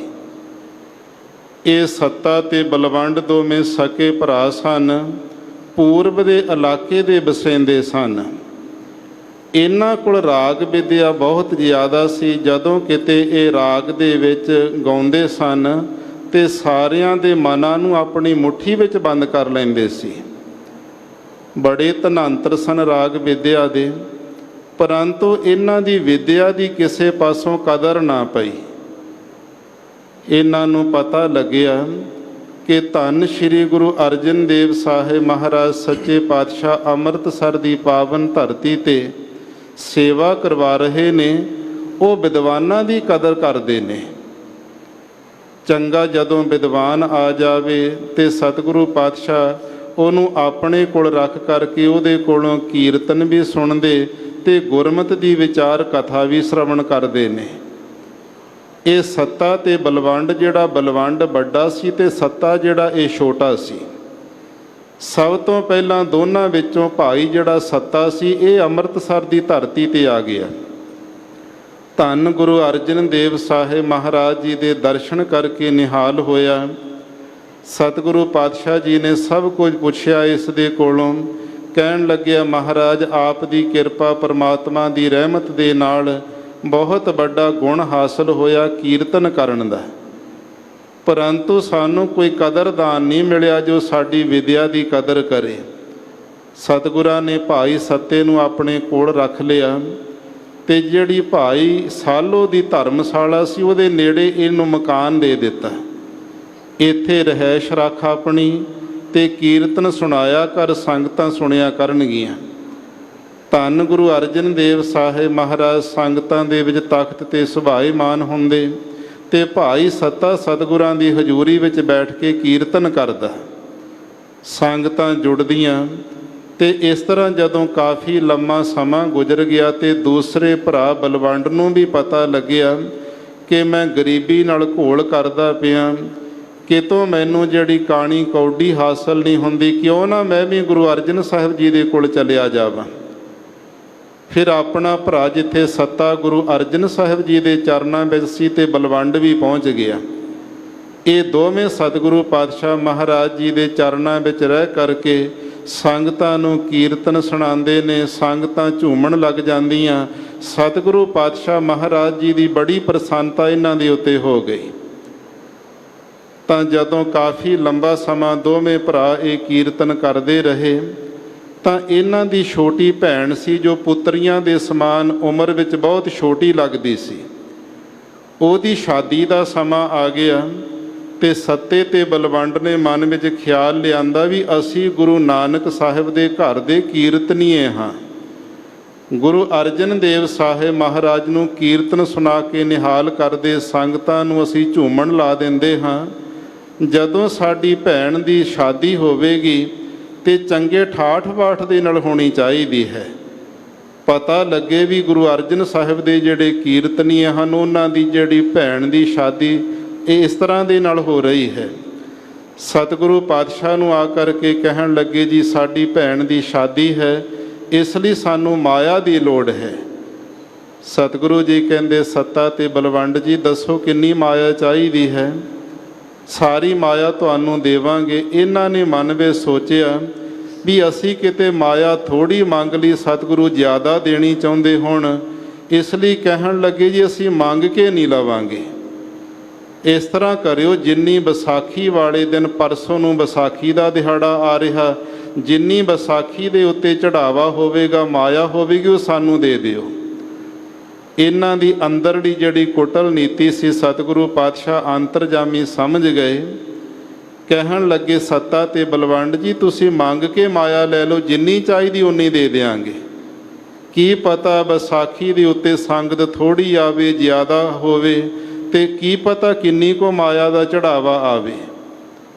ਤੇ ਮਨ ਵਿੱਚ ਇਹਨਾਂ ਦੇ ਹਜ਼ਾਰਾਂ ਦਾ ਫੁਰਨਾ ਸੀ ਵੀ 1000 ਕੋ ਰੁਪਏ ਤੱਕ ਮਾਇਆ ਮਿਲ ਜਾਵੇ, ਪਰੰਤੂ ਬੋਲ ਕੇ ਕੁਝ ਨਾ ਕਿਹਾ। ਕਹਿਣ ਲੱਗੇ ਜੀ ਵਿਸਾਖੀ ਵਾਲੇ ਦਿਨ ਦੀ ਚੜ੍ਹਤ ਜਿਹੜੀ ਸਾਰੀ ਸਾਨੂੰ ਦੇ ਦਿਓ। ਸਤਿਗੁਰੂ ਪਾਤਸ਼ਾਹ ਮਹਾਰਾਜ ਜੀ ਨੇ ਕਿਹਾ ਉਸ ਤਰ੍ਹਾਂ ਕਰ ਲਿਓ। ਤੇ ਜਦੋਂ ਵਿਸਾਖੀ ਦਾ ਦਿਨ ਆਇਆ ਤੇ ਸੰਗਤ ਵੱਲੋਂ ਸਾਰਾ 100 ਰੁਪਇਆ ਚੜਾਵਾ ਆਇਆ। ਤੇ ਜਦੋਂ 100 ਰੁਪਇਆ ਸੰਗਤ ਦੀ ਮਾਇਆ ਸਤਿਗੁਰੂ ਪਾਤਸ਼ਾਹ ਕਹਿੰਦੇ ਲਓ ਆਪਣੀ ਭੈਣ ਦੀ ਸ਼ਾਦੀ ਵਾਸਤੇ ਵਰਤ ਲਿਓ। ਇਹ ਅੰਦਰੋਂ ਬੜੇ ਖਿਝ ਗਏ, ਬੜਾ ਅੰਦਰੋਂ ਗੁੱਸਾ ਕੀਤਾ, ਕ੍ਰੋਧ ਜਾਗਿਆ। ਕਹਿਣ ਲੱਗੇ ਸਤਿਗੁਰੂ ਪਾਤਸ਼ਾਹ ਦੇ ਚਰਨਾਂ ਵਿੱਚ ਸੰਗਤਾਂ ਇੰਨੀਆਂ ਆਉਂਦੀਆਂ, ਮਾਇਆ 100 ਰੁਪਇਆ ਹੀ ਸਾਰੀ ਇਕੱਠੀ ਹੋਈ ਹੈ, ਇਹ ਗੁਰੂ ਨੇ ਸਾਡੇ ਨਾਲ ਕੋਈ ਛਲ ਕੀਤਾ ਹੈ। ਤੇ ਇਸ ਲਈ ਮਨ ਵਿੱਚ ਗੁੱਸਾ ਕਰਕੇ ਸਤਿਗੁਰਾਂ ਕੋਲੋਂ 100 ਰੁਪਇਆ ਪਕੜ ਕੇ ਨਾਰਾਜ਼ ਹੋ ਕੇ ਘਰ ਨੂੰ ਚਲੇ ਗਏ। ਜਦੋਂ ਦੂਸਰੇ ਦਿਨ ਕੀਰਤਨ ਕਰਨ ਵਾਸਤੇ ਨਾ ਆਏ ਤੇ ਭਾਈ ਗੁਰਦਾਸ ਸਾਹਿਬ ਜੀ ਨੂੰ ਸਤਿਗੁਰੂ ਪਾਤਸ਼ਾਹ ਨੇ ਕਿਹਾ ਭਾਈ ਸਾਹਿਬ ਜੀ ਤੁਸੀਂ ਜਾ ਕੇ ਸੱਤੇ ਤੇ ਬਲਵੰਡ ਨੂੰ ਬੁਲਾ ਕੇ ਲਿਆਓ ਵੀ ਸੰਗਤਾਂ ਉਡੀਕਦੀਆਂ ਨੇ, ਆ ਕੇ ਕੀਰਤਨ ਸੁਣਾਓ ਸੰਗਤਾਂ ਨੂੰ। ਜਦੋਂ ਭਾਈ ਗੁਰਦਾਸ ਸਾਹਿਬ ਜੀ ਘਰ ਦੇ ਵਿੱਚ ਗਏ, ਇਹ ਕ੍ਰੋਧ ਦੇ ਵਿੱਚ ਭਰੇ ਹੋਏ ਕਹਿਣ ਲੱਗੇ ਸਾਡੇ ਕੋਲੋਂ ਕੀਰਤਨ ਨਹੀਂ ਹੋਣਾ। ਗੁਰੂ ਸਾਹਿਬ ਨੇ ਸਾਨੂੰ ਜਿਹੜੀ ਮਾਇਆ ਨਹੀਂ ਦਿੱਤੀ ਹੈ, ਸਾਡੇ ਨਾਲ ਛਲ ਕੀਤਾ, ਫਰੇਬ ਕੀਤਾ। ਭਾਈ ਸਾਹਿਬ ਗੁਰਦਾਸ ਜੀ ਸਮਝਾਉਂਦੇ ਨੇ ਕਿ ਸਤਿਗੁਰੂ ਤੇ ਭਾਈ ਸਭਨਾਂ ਦਾ ਭਲਾ ਬਣਾਉਂਦਾ ਹੈ। ਸਤਿਗੁਰੂ ਕਿਸੇ ਦਾ ਬੁਰਾ ਨਹੀਂ ਸੋਚਿਆ ਕਰਦਾ। ਇਹ ਤੁਹਾਡੇ ਪਰਾਲਬਧ, ਤੁਹਾਡੇ ਕਰਮਾਂ ਕਰਕੇ 100 ਰੁਪਇਆ ਮਿਲਿਆ ਹੈ। ਕਰਮ ਬਲੀ ਹੁੰਦੇ ਨੇ, ਨਹੀਂ ਮੰਨੇ ਤੇ ਭਾਈ ਗੁਰਦਾਸ ਸਾਹਿਬ ਜੀ ਵਾਪਸ ਆ ਗਏ। ਫਿਰ ਬਾਬਾ ਬੁੱਢਾ ਸਾਹਿਬ ਜੀ ਨੂੰ ਸਤਿਗੁਰਾਂ ਨੇ ਭੇਜਿਆ ਵੀ ਬਾਬਾ ਜੀ ਤੁਸੀਂ ਜਾ ਕੇ ਉਹਨਾਂ ਨੂੰ ਲਿਆਓ। ਤੇ ਜਦੋਂ ਬਾਬਾ ਜੀ ਨੇ ਜਾ ਕੇ ਦਰਵਾਜ਼ਾ ਖੜਕਾਇਆ ਤੇ ਪੁੱਛਿਆ ਭਾਈ ਸਤਿਗੁਰੂ ਜੀ ਤੇ ਗੁਰੂ ਕੀਆਂ ਸੰਗਤਾਂ ਤੁਹਾਨੂੰ ਉਡੀਕਦੀਆਂ, ਜਾ ਕੇ ਕੀਰਤਨ ਸੁਣਾਓ। ਕਹਿਣ ਲੱਗੇ ਅਸੀਂ ਕੀਰਤਨ ਨਹੀਂ ਸੁਣਾਵਾਂਗੇ, ਜਿਹਨੂੰ ਚਾਹੀਏ ਅਸੀਂ ਗੁਰੂ ਪ੍ਰਗਟ ਕਰ ਸਕਦੇ ਹਾਂ। ਜੇ ਅਸੀਂ ਕੀਰਤਨ ਕਰਦੇ ਹਾਂ ਤੇ ਗੁਰੂ ਦੀਆਂ ਸੰਗਤਾਂ ਜੁੜਦੀਆਂ ਨੇ, ਜੇ ਸੰਗਤਾਂ ਜੁੜਦੀਆਂ ਤੇ ਗੁਰੂ ਦੀ ਗੱਦੀ ਲੱਗਦੀ ਹੈ, ਸਾਡੇ ਵੱਸ ਹੈ ਕਿਸੇ ਨੂੰ ਗੁਰੂ ਬਣਾਉਣਾ ਜਾਂ ਨਾ ਬਣਾਉਣਾ। ਇਹ ਸ਼ਬਦ ਜਦੋਂ ਸਤਿਗੁਰੂ ਗੁਰੂ ਅਰਜਨ ਦੇਵ ਸਾਹਿਬ ਜੀ ਦੇ ਪਰਥਾਏ ਬੋਲੇ, ਬਾਬਾ ਬੁੱਢਾ ਸਾਹਿਬ ਜੀ ਤੋਂ ਸੁਣੇ ਨਾ ਗਏ ਤੇ ਵਾਪਸ ਆ ਗਏ। ਕਹਿਣ ਲੱਗੇ ਮਹਾਰਾਜ ਉਹਨਾਂ ਦੇ ਮਨ ਵਿੱਚ ਤੇ ਬੜਾ ਹੰਕਾਰ ਆ ਚੁੱਕਿਆ, ਇਸ ਤਰ੍ਹਾਂ ਦੀ ਸ਼ਬਦਾਵਲੀ ਬੋਲਦੇ ਨੇ। ਫਿਰ ਧੰਨ ਸ਼੍ਰੀ ਗੁਰੂ ਅਰਜਨ ਦੇਵ ਸਾਹਿਬ ਮਹਾਰਾਜ ਸ਼ਾਂਤੀ ਦੇ ਪੁੰਜ ਆਪ ਗਏ ਚੱਲ ਕਰਕੇ ਉਹਨਾਂ ਦੇ ਘਰ ਵਿੱਚ। ਸੱਤੇ ਤੇ ਬਲਵੰਡ ਨੂੰ ਜਦੋਂ ਸਤਿਗੁਰੂ ਪਾਤਸ਼ਾਹ ਨੇ ਪੁੱਛਿਆ ਵੀ ਕੀ ਗੱਲ ਹੈ, ਕਿਉਂ ਨਾਰਾਜ਼ ਹੋਏ ਮਨ ਵਿੱਚ, ਜਿੰਨੀ ਮਾਇਆ ਚਾਹੀਦੀ ਤੁਹਾਨੂੰ ਦੇ ਦਿੰਦੇ, ਤੁਸੀਂ ਬੋਲ ਕੇ ਮੰਗ ਲਓ। ਤੇ ਕ੍ਰੋਧ ਵਿੱਚ ਭਰਿਆ ਹੋਇਆਂ ਨੇ ਸਤਿਗੁਰਾਂ ਨੂੰ ਕੀ ਕਹਿਣਾ ਕੀਤਾ। ਕਹਿੰਦੇ ਜਿੰਨੀ ਗੁਰੂ ਨਾਨਕ ਦੇ ਦਰ ਦੀ ਵਡਿਆਈ ਇਹ ਸਾਡੇ ਕਰਕੇ ਹੈ। ਸਾਡਾ ਜੇ ਭਾਈ ਮਰਦਾਨਾ ਗੁਰੂ ਨਾਨਕ ਦੇ ਨਾਲ ਰਬਾਬ ਨਾ ਵਜਾਉਂਦਾ ਤੇ ਗੁਰੂ ਨਾਨਕ ਜੀ ਨੂੰ ਕਿਹਨੇ ਜਾਣਨਾ ਸੀ। ਉਹਨਾਂ ਦਾ ਪੁੱਤਰ ਮਰਦਾਨੇ ਦਾ ਭਾਈ ਦਾਨਾ ਜੀ ਗੁਰੂ ਅੰਗਦ ਦੇਵ ਸਾਹਿਬ ਮਹਾਰਾਜ ਨੂੰ ਕੀਰਤਨ ਸੁਣਾਉਂਦਾ ਰਿਹਾ ਤਾਂ ਗੁਰੂ ਅੰਗਦ ਦੇਵ ਸਾਹਿਬ ਦੀ ਵਡਿਆਈ ਹੋਈ। ਅੱਗੇ ਭਾਈ ਦਾਲਾ ਜੀ ਨੇ ਗੁਰੂ ਅਮਰਦਾਸ ਮਹਾਰਾਜ ਗੁਰੂ ਰਾਮਦਾਸ ਜੀ ਨੂੰ ਕੀਰਤਨ ਸੁਣਾਇਆ ਤਾਂ ਉਹਨਾਂ ਦੀ ਗੁਰੂ ਦੀ ਵਡਿਆਈ ਸੰਗਤਾਂ ਦੇ ਵਿੱਚ ਬਣੀ ਹੈ। ਅਸੀਂ ਤੁਹਾਨੂੰ ਕੀਰਤਨ ਸੁਣਾਉਂਦੇ, ਸਾਡੇ ਕਰਕੇ ਤੁਹਾਡੀ ਵਡਿਆਈ ਹੈ। ਸਤਿਗੁਰੂ ਗੁਰੂ ਅਰਜਨ ਦੇਵ ਸਾਹਿਬ ਮਹਾਰਾਜ ਜੀ ਨੇ ਤੇ ਜਦੋਂ ਸੁਣਿਆ ਵੀ ਇਹ ਵੱਡੇ ਗੁਰੂ ਨਾਨਕ ਸਾਹਿਬ ਮਹਾਰਾਜ ਦੇ ਉੱਤੇ ਕਿੰਤੂ ਪ੍ਰੰਤੂ ਕਰਨ ਲੱਗ ਪਏ, ਆਪਣੇ ਆਪ ਨੂੰ ਗੁਰੂ ਤੋਂ ਵੱਡਾ ਸਮਝਣ ਲੱਗ ਪਏ ਨੇ।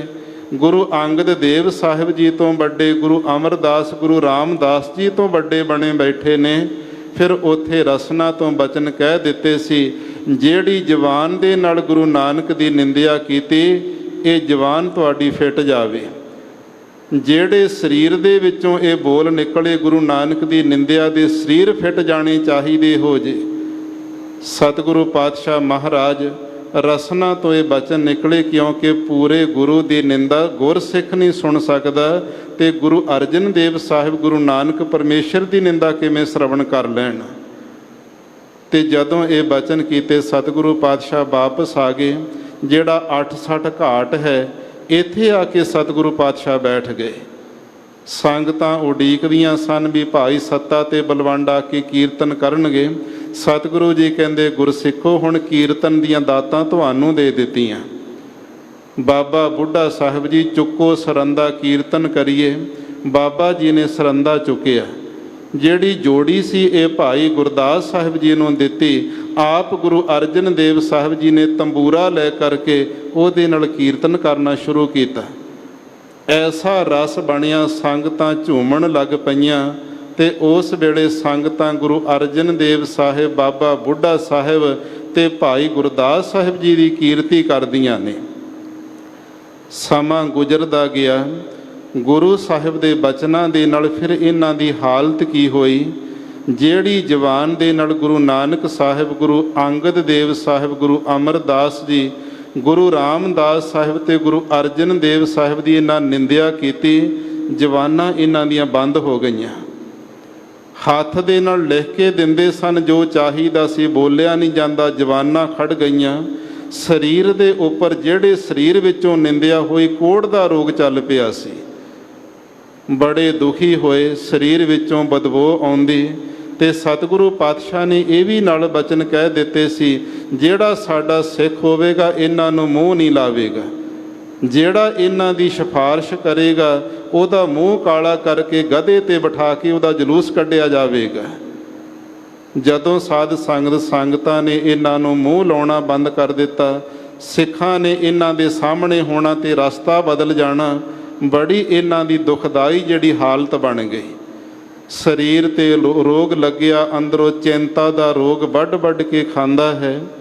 ਤਾਂ ਫਿਰ ਸਾਧ ਸੰਗਤ ਜੀ ਇਹਨਾਂ ਨੂੰ ਪਤਾ ਲੱਗਿਆ, ਕਿਉਂਕਿ ਗੁਰੂ ਦੇ ਦਰ ਵਿੱਚ ਕੀਰਤਨ ਕਰਦੇ ਗਏ ਸਨ। ਭਾਈ ਗੁਰਦਾਸ ਜੀ ਬਾਬਾ ਬੁੱਢਾ ਸਾਹਿਬ ਜੀ ਤੋਂ ਸੁਣਦੇ ਰਹਿੰਦੇ ਸੀ ਵੀ ਲਾਹੌਰ ਦੇ ਵਿੱਚ ਇੱਕ ਭਾਈ ਲੱਧਾ ਕਰਕੇ ਬੜਾ ਪਰਉਪਕਾਰੀ ਸਿੱਖ ਹੈ। ਉਹ ਦੂਸਰੇ ਦੇ ਉੱਤੇ ਪਰਉਪਕਾਰ ਦਾ ਆਪਣਾ ਸਭ ਕੁਝ ਵਿਗਾੜ ਦਿੰਦਾ। ਫਿਰ ਇਹ ਦੋਵੇਂ ਜਾਣੇ ਹੌਲੀ ਹੌਲੀ ਚੱਲ ਕੇ, ਸਰੀਰ ਤੇ ਕੋੜ੍ਹ ਦਾ ਰੋਗ ਸੀ, ਕਈ ਦਿਨ ਲੱਗੇ ਲਾਹੌਰ ਤੱਕ ਜਾਂਦੇ ਆ। ਜਦੋਂ ਲਾਹੌਰ ਪਹੁੰਚੇ, ਜਾ ਕੇ ਭਾਈ ਲੱਧੇ ਦਾ ਦਰਵਾਜ਼ਾ ਖੜਕਾਇਆ ਤੇ ਭਾਈ ਲੱਧੇ ਨੂੰ ਕਹਿਣ ਲੱਗੇ। ਜਦੋਂ ਸਾਹਮਣੇ ਭਾਈ ਲੱਧੇ ਨੇ ਵੇਖਿਆ, ਇੱਕਦਮ ਦਰਵਾਜ਼ਾ ਉਹਨੇ ਬੰਦ ਕਰ ਦਿੱਤਾ ਵੀ ਸਤਿਗੁਰੂ ਦਾ ਹੁਕਮ ਹੈ ਵੀ ਇਹਨਾਂ ਦੇ ਮੂੰਹ ਮੱਥੇ ਨਹੀਂ ਲੱਗਣਾ, ਬੁਲਾਣਾ ਨਹੀਂ ਇਹਨਾਂ ਨੂੰ। ਤੇ ਇਹ ਦਰਵਾਜ਼ੇ ਤੇ ਬੈਠ ਕੇ ਕਹਿੰਦੇ, ਭਾਈ ਲੱਧਿਆ, ਜੇ ਤੂੰ ਪਰਉਪਕਾਰੀ ਨੇ ਮੁਖੜਾ ਮੋੜ ਲਿਆ ਤੇ ਸਾਡੀ ਬਾਂਹ ਕੌਣ ਪਕੜੇਗਾ। ਜੇ ਨਹੀਂ ਪਰਉਪਕਾਰ ਸਾਡੇ ਤੇ ਕਰੋਗੇ, ਦਰਵਾਜ਼ੇ ਤੇ ਬੈਠੇ ਇੱਥੇ ਹੀ ਪ੍ਰਾਣ ਤਿਆਗ ਦਿਆਂਗੇ। ਚੌਂਕੜੇ ਮਾਰ ਕੇ ਦਰਵਾਜ਼ੇ ਤੇ ਬੈਠ ਗਏ।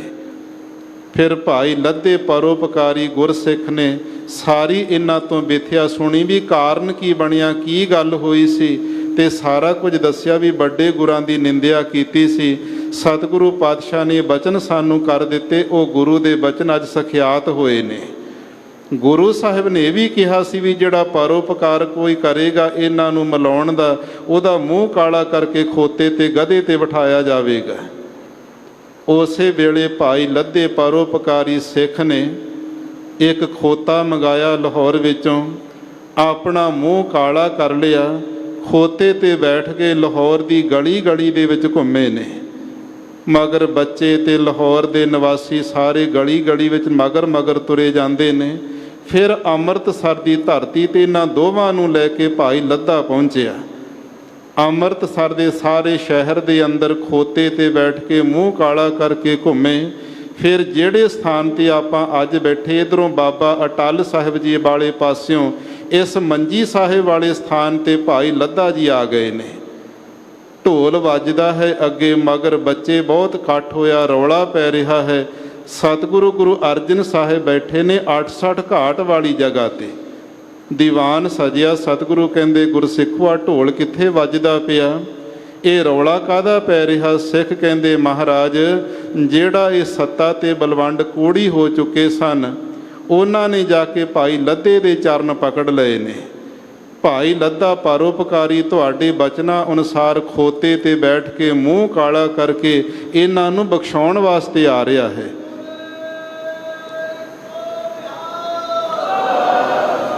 ਜਦੋਂ ਸਤਿਗੁਰਾਂ ਨੇ ਇਹ ਸੁਣਿਆ ਤੇ ਆਪ ਸਤਿਗੁਰੂ 68 ਘਾਟ ਤੋਂ ਉੱਠ ਕੇ ਇਸ ਸਥਾਨ ਵੱਲ ਨੂੰ ਆਏ ਨੇ। ਤੇ ਭਾਈ ਲੱਦਾ ਬੜੀ ਤੇਜ਼ੀ ਨਾਲ ਸਤਿਗੁਰਾਂ ਦੇ ਚਰਨਾਂ ਤੇ ਜਾ ਡਿੱਗਿਆ। ਮਹਾਰਾਜ ਮੈਨੂੰ ਹੁਕਮ ਕਰੋ, ਜੇ ਹੋਰ ਵੀ ਕੁਝ ਕਰਨਾ ਤੇ ਉਹ ਵੀ ਮੈਂ ਕਰ ਸਕਦਾ ਹਾਂ, ਇਹਨਾਂ ਨੂੰ ਬਖਸ਼ ਲਓ। ਸਤਿਗੁਰੂ ਜੀ ਕਹਿੰਦੇ ਭਾਈ ਲੱਦੇ ਪਰਉਪਕਾਰੀ ਸਿੱਖਾ, ਤੂੰ ਤੇ ਜੇ ਵੈਸੇ ਬੇਨਤੀ ਕਰ ਦਿੰਦਾ ਤੇ ਤਾਂ ਵੀ ਇਹਨਾਂ ਨੂੰ ਬਖਸ਼ ਲੈਂਦੇ। ਹੁਣ ਤੂੰ ਆਪਣਾ ਮੂੰਹ ਕਾਲਾ ਕਰਕੇ ਖੋਤੇ ਤੇ ਬੈਠ ਕੇ ਆਇਆ ਹੈ, ਕਿਵੇਂ ਨਾ ਇਹਨਾਂ ਨੂੰ ਬਖਸ਼ਾਂਗੇ। ਇਹ ਗੁਰਸਿੱਖਾਂ ਦੇ ਸਾਡੇ ਜੀਵਨ ਹੁੰਦੇ ਸੀ। ਦੂਸਰੇ ਨੂੰ ਬਖਸ਼ਾਉਣ ਵਾਸਤੇ ਖੋਤੇ ਤੇ ਬੈਠ ਕੇ ਮੂੰਹ ਕਾਲਾ ਕਰਕੇ ਗੁਰੂ ਦੇ ਚਰਨਾਂ ਵਿੱਚ ਸਿੱਖ ਪਹੁੰਚ ਜਾਂਦੇ ਸਨ। ਅੱਜ ਦੇ ਸਮੇਂ ਵਿੱਚ ਕਿੰਨਾ ਅੰਤਰਾ ਫਰਕ ਪੈ ਚੁੱਕਿਆ। ਸਾਧ ਸੰਗਤ ਰਹੋ ਵਿਚਾਰ। ਸਤਿਗੁਰੂ ਪਾਤਸ਼ਾਹ ਮਹਾਰਾਜ ਨੇ ਉਸ ਵੇਲੇ ਭਾਈ ਲੱਦੇ ਨੂੰ ਕਿਹਾ ਕਿ ਇਹਨਾਂ ਨੂੰ ਕਹੋ ਜਾ ਕੇ ਦੁੱਖ ਭੰਜਨੀ ਬੇਰੀ ਤੇ ਇਸ਼ਨਾਨ ਕਰਨ। ਕੋੜ ਦਾ ਰੋਗ ਸੀ ਸਰੀਰ ਦੇ ਉੱਪਰ। ਭਾਈ ਲੱਦੇ ਨੇ ਕਿਹਾ ਸੱਤੇ ਤੇ ਬਲਵੰਡ ਗੁਰੂ ਸਾਹਿਬ ਤੁਹਾਨੂੰ ਬਖਸ਼ ਲੈਣਗੇ, ਗੁਰੂ ਦੇ ਬਚਨ ਹੋ ਚੁੱਕੇ ਨੇ, ਜਾ ਕੇ ਦੁੱਖ ਭੰਜਨੀ ਬੇਰੀ ਥੱਲੇ ਇਸ਼ਨਾਨ ਕਰੋ। ਇਸ਼ਨਾਨ ਕੀਤੇ ਇਹਨਾਂ ਦੋਹਾਂ ਨੇ। ਕੋੜ ਦਾ ਰੋਗ ਇਹਨਾਂ ਦਾ ਸਰੀਰ ਤੋਂ ਲੱਥ ਗਿਆ। ਨਵੇਂ ਵਸਤਰ ਪਹਿਨ ਕੇ ਜਦੋਂ ਸਤਿਗੁਰਾਂ ਦੇ ਕੋਲ ਆਏ ਤੇ ਫਿਰ ਉੱਥੇ ਜਦੋਂ ਬੋਲਣਾ ਚਾਹੁੰਦੇ, ਜਵਾਨਾਂ ਬੰਦ ਸੀ ਇਹਨਾਂ ਦੀਆਂ। ਸਤਿਗੁਰੂ ਪਾਤਸ਼ਾਹ ਨੇ ਜਿਹੜੀ ਪਾਵਨ ਪਵਿੱਤਰ ਕਲਮਾਂ ਦੇ ਨਾਲ ਗੁਰਬਾਣੀ ਲਿਖਾ ਰਹੇ ਸਨ, ਉਹ ਕਲਮਾਂ ਇਹਨਾਂ ਦੀ ਜਵਾਨ ਦੇ ਉੱਤੇ ਜਦੋਂ ਚਲਾਈਆਂ ਫੇਰੀਆਂ, ਉਸੇ ਵੇਲੇ ਦੋਨਾਂ ਦੀਆਂ ਜਵਾਨਾਂ ਇੱਕ ਖਿਣ ਵਿੱਚ ਹੀ ਖੁੱਲ੍ਹ ਗਈਆਂ। ਫਿਰ ਸਤਿਗੁਰੂ ਪਾਤਸ਼ਾਹ ਦੇ ਸਨਮੁਖ ਹੋ ਕਰਕੇ ਜਦੋਂ ਬੇਨਤੀ ਕੀਤੀ, ਮਹਾਰਾਜ ਅਸੀਂ ਭੁੱਲੜ ਜੀਵ ਹਾਂ, ਅਣਜਾਣ ਹਾਂ, ਬੱਚੇ ਹਾਂ, ਕਿਰਪਾ ਕਰਕੇ ਸਾਨੂੰ ਬਖਸ਼ ਲਓ। ਸਤਿਗੁਰੂ ਪਾਤਸ਼ਾਹ ਕਹਿਣ ਲੱਗੇ ਸੱਤੇ ਤੇ ਬਲਵੰਡ, ਜਿਹੜੀ ਜਵਾਨ ਦੇ ਨਾਲ ਗੁਰੂ ਨਾਨਕ ਸਾਹਿਬ, ਗੁਰੂ ਰਾਮਦਾਸ ਪਿਤਾ ਤੱਕ ਵੱਡੇ ਸਤਿਗੁਰਾਂ ਦੀ ਨਿੰਦਿਆ ਕੀਤੀ, ਉਸੇ ਜਵਾਨ ਦੇ ਨਾਲ ਹੁਣ ਸਿਫਤ ਕਰੋ ਗੁਰੂ ਨਾਨਕ ਸਾਹਿਬ ਦੀ, ਵੱਡੇ ਸਤਿਗੁਰਾਂ ਦੀ ਵਡਿਆਈ ਉਚਾਰਨ ਕਰੋ। ਤਾਂ ਉਸ ਵੇਲੇ ਫਿਰ ਇਹ ਜਿਹੜੀ ਰਾਮ ਕਲੀ ਦੀ ਵਾਰ ਹੈ, ਰਾਏ ਬਲਵੰਡ ਤੇ ਤਥਾ ਸੱਤੈ ਡੂਮ ਆਖੀ, ਇਹਦੀਆਂ 8 ਪੌੜੀਆਂ ਨੇ। 4 ਜਿਹੜੀਆਂ ਪਹਿਲੀਆਂ ਪੌੜੀਆਂ ਇਹਨਾਂ ਵਿੱਚ ਗੁਰੂ ਨਾਨਕ ਸਾਹਿਬ ਜੀ ਅਤੇ ਗੁਰੂ ਅੰਗਦ ਦੇਵ ਸਾਹਿਬ ਜੀ ਦੀ ਮਿਸ਼ਰਤ ਰੂਪ ਦੇ ਵਿੱਚ ਵਡਿਆਈ ਕੀਤੀ। ਜਿਹੜੀ 5ਵੀਂ ਪੌੜੀ ਹੈ ਉਹਦੇ ਵਿੱਚ ਇਕੱਲੇ ਗੁਰੂ ਅੰਗਦ ਸਾਹਿਬ ਦੀ ਸਿਫਤ ਕੀਤੀ ਇਹਨਾਂ ਨੇ। 6ਵੀਂ ਪੌੜੀ ਵਿੱਚ ਗੁਰੂ ਅਮਰਦਾਸ ਜੀ ਦੀ ਉਪਮਾ ਕੀਤੀ। 7ਵੀਂ ਪੌੜੀ ਵਿੱਚ ਗੁਰੂ ਰਾਮਦਾਸ ਮਹਾਰਾਜ ਜੀ ਦੀ ਸੋਭਾ ਗਾਇਨ ਕੀਤੀ। 8ਵੀਂ ਪੌੜੀ ਅੰਦਰ ਗੁਰੂ ਅਰਜਨ ਦੇਵ ਸਾਹਿਬ ਦੀਆਂ ਸਿਫਤਾਂ ਇਹਨਾਂ ਨੇ ਕੀਤੀਆਂ। ਇਹ 8 ਪੌੜੀਆਂ ਦੀ ਜਿਹੜੀ ਵਾਰ ਤੇ ਸਤਿਗੁਰੂ ਪਾਤਸ਼ਾਹ ਦੇ ਸਨਮੁਖ ਬੈਠ ਕਰਕੇ ਇਹਨਾਂ ਨੇ ਉਚਾਰਨ ਕੀਤੀ, ਸਤਿਗੁਰੂ ਪਾਤਸ਼ਾਹ ਨੂੰ ਸ਼ਰਵਣ ਕਰਵਾਈ। ਫਿਰ ਭਾਈ ਗੁਰਦਾਸ ਸਾਹਿਬ ਜੀ ਨੂੰ ਹੁਕਮ ਦੇ ਕੇ ਸਤਿਗੁਰਾਂ ਨੇ ਇਹ ਜਿਹੜੀ ਵਾਰ ਸੀ ਗੁਰੂ ਗ੍ਰੰਥ ਸਾਹਿਬ ਜੀ ਦੇ ਅੰਦਰ ਰਾਮ ਕਲੀ ਦੀ ਤੀਜੀ ਵਾਰ ਜਿਹੜੀ ਗੁਰੂ ਗ੍ਰੰਥ ਸਾਹਿਬ ਜੀ ਦੇ ਅੰਦਰ ਦਰਜ ਕਰਵਾਈ ਹੈ।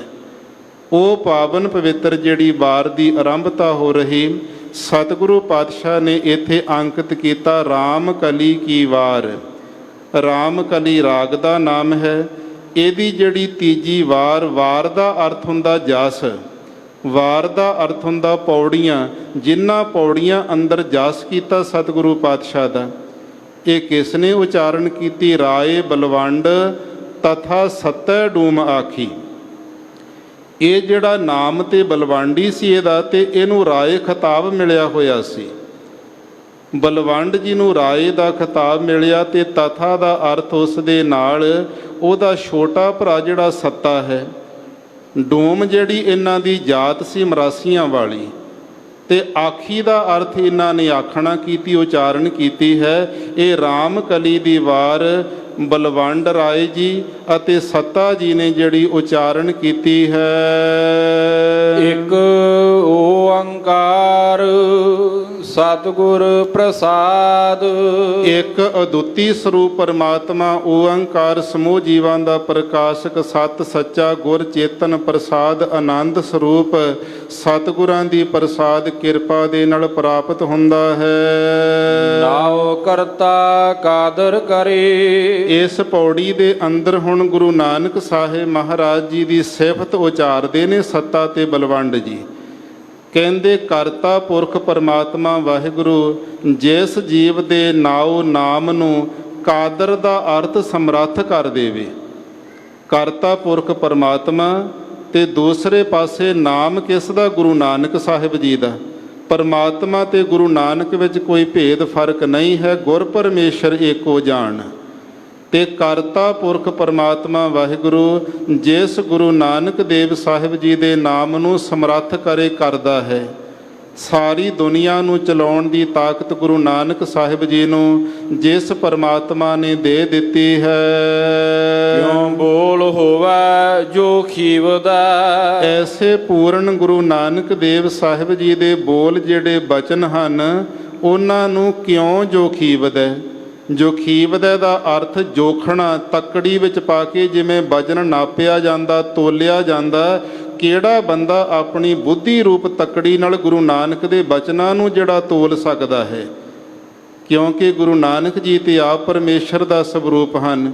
ਜਿਹੜੇ ਗੁਰੂ ਦੀ ਨਿੰਦਿਆ ਕੀਤੀ ਉਸੇ ਜ਼ਬਾਨ ਦੇ ਨਾਲ ਅੱਜ ਸਿਫਤਾਂ ਕਰਦੇ ਨੇ ਕਿ ਪਰਮਾਤਮਾ ਵਾਹਿਗੁਰੂ ਨੇ ਜਿਸ ਗੁਰੂ ਨਾਨਕ ਦੇਵ ਸਾਹਿਬ ਦੇ ਨਾਮ ਨੂੰ ਕਾਦਰ ਕਹੀਏ ਸਮਰੱਥ ਕਰ ਦਿੱਤਾ, ਦੁਨੀਆ ਨੂੰ ਚਲਾਉਣ ਦੀ ਤਾਕਤ ਦੇ ਦਿੱਤੀ ਹੈ, ਤਰਲੋਕੀ ਦੇ ਮਾਲਕ ਬਣਾ ਦਿੱਤਾ ਗੁਰੂ ਨਾਨਕ ਸਾਹਿਬ ਨੂੰ। ਉਹਨਾਂ ਦੇ ਜਿਹੜੇ ਬੋਲ ਬਚਨ ਉਚਾਰਨ ਕੀਤੇ ਹੋਏ ਨੇ ਕਿਵੇਂ ਜੋਖੇ ਜਾ ਸਕਦੇ ਨੇ? ਕੋਈ ਨਾਪ ਨਹੀਂ ਸਕਦਾ, ਕੋਈ ਤੋਲ ਨਹੀਂ ਸਕਦਾ ਹੈ। ਦੇ ਗੁਣਾ ਸਤ ਭੈਣ ਭਰਾਵ ਹੈ। ਧੰਨ ਗੁਰੂ ਨਾਨਕ ਦੇਵ ਸਾਹਿਬ ਮਹਾਰਾਜ ਜੀ ਕੈਸੇ ਮੇਰੇ ਸਮਰੱਥ ਗੁਰੂ ਹਨ, ਤੇ ਦੇ ਗੁਣਾ ਸਤ ਭੈਣ ਭਰਾਵ ਹੈ। ਮੇਰੇ ਸਤਿਗੁਰੂ ਗੁਰੂ ਨਾਨਕ ਦੇਵ ਸਾਹਿਬ ਮਹਾਰਾਜ ਜੀ ਦੇ ਪਾਸ ਜਿਹੜੇ ਸਤ, ਸੰਤੋਖ, ਧੀਰਜ, ਧਰਮ ਤੇ ਵਿਚਾਰ, ਇਹ ਜਿਹੜੇ ਦੇਵੀ ਗੁਣ, ਇਹ ਤਾਂ ਭਰਾਵਾਂ ਦੀ ਨਿਆਈ ਗੁਰੂ ਨਾਨਕ ਸਾਹਿਬ ਦੇ ਨਾਲ ਰਹਿੰਦੇ ਨੇ। ਬਿਨ ਗੁਣ ਕੀਤੇ ਭਗਤ ਨਾ ਹੋਏ। ਪਰਮਾਤਮਾ ਦੀ ਪ੍ਰਾਪਤੀ ਭਗਤੀ ਕਰਕੇ ਹੁੰਦੀ, ਭਗਤੀ ਗੁਣਾ ਤੋਂ ਬਿਨਾਂ ਨਹੀਂ ਹੁੰਦੀ ਹੈ। ਇਹ ਸਤ, ਸੰਤੋਖ ਆਦਿਕ ਜਿਹੜੇ ਦੇਵੀ ਗੁਣ ਭਰਾਵਾਂ ਵਰਗੇ ਗੁਰੂ ਨਾਨਕ ਸਾਹਿਬ ਜੀ ਕੋਲ ਨੇ। ਤੇ ਭੈਣਾਂ ਦੀ ਨਿਆਈ ਸਤਿਗੁਰਾਂ ਕੋਲ ਕਰਨਾ, ਮੁਦਤਾ, ਪੇਖਿਆ, ਮੈਤਰਤਾ, ਇਹ ਭੈਣਾਂ ਦੀ ਨਿਆਈ ਸਤਿਗੁਰੂ ਜੀ ਦੇ ਕੋਲ ਸੋਭਾ ਪਾਉਂਦੀਆਂ ਹਨ। ਪਾਰੰਗਤ ਦਾਨ ਬੜੀ ਵਧਾ। ਜਿਹੜਾ ਗੁਰੂ ਨਾਨਕ ਦੇਵ ਸਾਹਿਬ ਮਹਾਰਾਜ ਜੀ ਦੀ ਸਾਧ ਸੰਗਤ ਵਿੱਚ ਆ ਕੇ ਪੈ ਗਿਆ, ਗੁਰੂ ਨਾਨਕ ਦੀ ਸ਼ਰਨ ਵਿੱਚ ਆ ਕੇ ਪੈ ਜਾਂਦਾ, ਉਹਨੂੰ ਪਾਰੰਗਤ ਦਾ ਅਰਥ ਹੈ ਪਰਮ ਗਤੀ। ਸਭ ਤੋਂ ਉੱਚੀ ਕੇਵਲ ਮੋਕਸ਼ਤਾ ਜਿਹੜੀ 4 ਸ਼ਲੋਕ, ਸਰੂਪ, ਸਮੀਪ ਤੇ ਸਜੁਜ, ਇਹ ਬਕੁੰਠ ਦੀਆਂ ਹੇਠਲੀਆਂ ਮੁਕਤੀਆਂ ਨੇ। ਇਹਨਾਂ ਦੇ ਉੱਪਰ ਜਿਹੜੀ ਕੇਵਲ ਮੋਕਸ਼ਤਾ ਦਾ ਦਾਨ ਉਹ ਪ੍ਰਾਪਤ ਕਰ ਲੈਂਦਾ ਜਿਹੜਾ ਗੁਰੂ ਨਾਨਕ ਦੀ ਸ਼ਰਨ ਪੈ ਜਾਂਦਾ ਹੈ। ਨਾਨਕ ਰਾਜ ਚਲਾਇਆ। ਧੰਨ ਗੁਰੂ ਨਾਨਕ ਦੇਵ ਸਾਹਿਬ ਮਹਾਰਾਜ ਜੀ ਨੇ ਤਰਲੋਕੀ ਦੇ ਅੰਦਰ ਗੁਰੂ ਨਾਨਕ ਸਾਹਿਬ ਨੇ ਗੁਰਤਾ ਗੱਦੀ ਦਾ ਜਿਹੜਾ ਰਾਜ ਇਹ ਚਲਾਉਣਾ ਕੀਤਾ ਹੈ। ਸੱਚ ਕੋਟ ਸਤਾਣੀ ਨੀਵ ਦਾ। ਜਿਹੜਾ ਐਸਾ ਰਾਜਾ ਹੁੰਦਾ ਉਹ ਕਿਲੇ ਵਿੱਚ ਬੈਠ ਕੇ ਰਾਜ ਕਰਦਾ ਹੈ।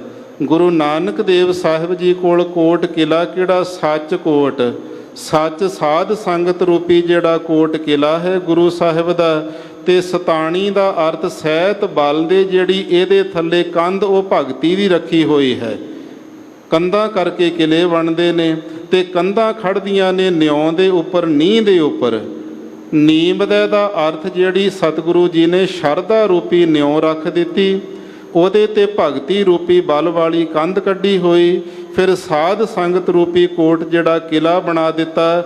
ਐਸੇ ਸਾਧ ਸੰਗਤ ਦੇ ਕਿਲੇ ਵਿੱਚ ਬੈਠ ਕੇ ਗੁਰੂ ਨਾਨਕ ਸਾਹਿਬ ਜੀ ਆਪਣਾ ਰਾਜ ਚਲਾਉਂਦੇ ਨੇ, ਹੁਕਮ ਕਰਦੇ ਨੇ ਸੰਗਤਾਂ ਦੇ ਤਾਈਂ। ਲਹਿਣੇ ਧਰਿਓਣ ਛਤ ਸਿਰ।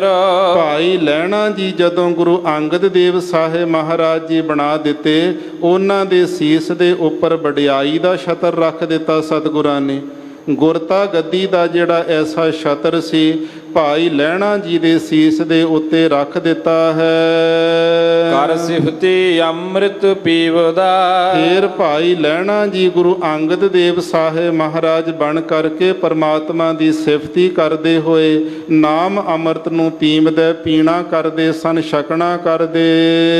ਮਤ ਗੁਰ ਆਤਮ ਦੇਵ ਦੀ। ਮਤ ਨਾਮ ਹੁੰਦਾ ਸਿੱਖਿਆ ਦਾ, ਜਿਹੜੀ ਗੁਰੂ ਨਾਨਕ ਸਾਹਿਬ ਜੀ ਨੇ ਸਾਨੂੰ ਸਿੱਖਿਆ ਦਿੱਤੀ ਹੈ ਭਾਈ। ਉਹ ਕਿਹੜੀ ਸਿੱਖਿਆ ਦਿੱਤੀ ਹੈ? ਗੁਰ ਆਤਮ ਦੇਵ ਦੀ।